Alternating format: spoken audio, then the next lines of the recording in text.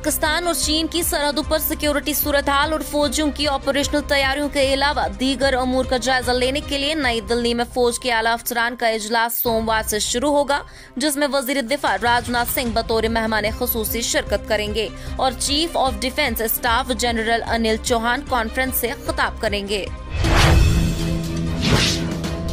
सोपोर कस्बे के नंगली में सोफी अकबर रोड पर गैर कानूनी कूड़ा करकट डंपिंग साइट के बारे में इतला देने के एक दिन बाद हुकाम एक्शन में आ गए। डायरेक्टर अर्बन लोकल बॉडीज हफ्ता को इलाके का दौरा किया।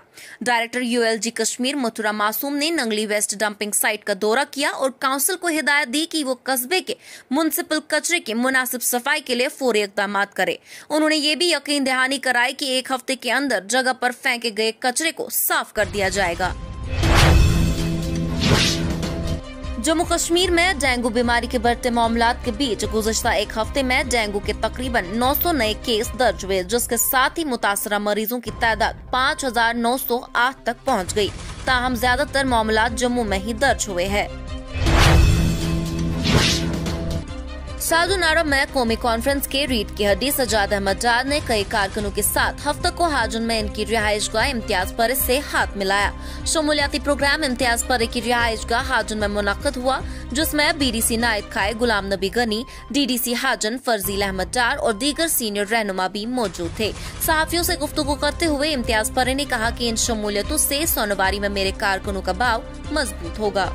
सजाद साहब एक नाउम्बर और एक बहुत ही hard core political worker initial conference में, और मेरी दिली ख्वाहिश थी मेरे सब साथियों की जो सऊदी में काम करने वाले मेरे साथी हैं, सबकी दिली ख्वाहिशत थी कि ये हमारे साथ आए, हमारी जमात के साथ, और आज उनने ऑफिशियली हमारे साथ ज्वाइन किया है। मैं इनको मुबारकबाद देता हूँ और अपने साथियों को भी मुबारकबाद देता हूँ। जिला बांडीपुरा के इलाके न्यू कॉलोनी डांगरपुरा के रिहायशी ने इंतजाम पर नाराजगी का इजहार करते हुए कहा कि हमारे इलाके में कई सारे मसाइल का सामना है। इलाके के लोगों का कहना था कि हमारे लिए ट्रांसफार्मर दस्तयाब है और अभी तक तकमील का मुंतजर है। मुकामी लोगों का ये भी कहना था कि बिजली के खंभों की बजाय दरख्त इस्तेमाल किए गए हैं और महकमे ने हमारे लिए कोई काबिल जिक्र कदम नहीं उठाया। मुकामी लोगों ने मुताल्लिका महकमे से मुदाखलत करके ट्रांसफार्मर नस्ब करने की अपील की है ताकि इलाके के लोगों को परेशानी का सामना न करना पड़े। Government higher secondary school Pattan में विजिलेंस आगाही प्रोग्राम का इनकाद किया गया, जिसमें तलबा को करप्शन के खिलाफ काम करने के बारे में आगाही दी गई। प्रोग्राम में तलबा के साथ साथ असातिज़ा ने भी इस बारे में मौज़ूआत बताए। प्रोग्राम में एसीबी के डीएसपी मोहम्मद रफीक और एसीबी की तरफ से इंस्पेक्टर रियाज अहमद मौजूद थे। अगले 2 दिनों तक बारिशों और बर्फबारी की पेशगोई के बीच महकमे मौसमियात ने एडवाइजरी जारी करते हुए मुसाफिरों से ताकीद की है कि वो इन 2 दिनों श्रीनगर जम्मू और श्रीनगर लेह शहर पर सफर करने से पहले ट्रैफिक हुकाम से राबता करे, जबकि साथ ही किसानों और बाग मालिकान से कहा गया है कि वो शाख तराशी का अमल फौरी तौर पर खत्म करे ताकि बाद में उन्हें नुकसान न उठाना पड़े।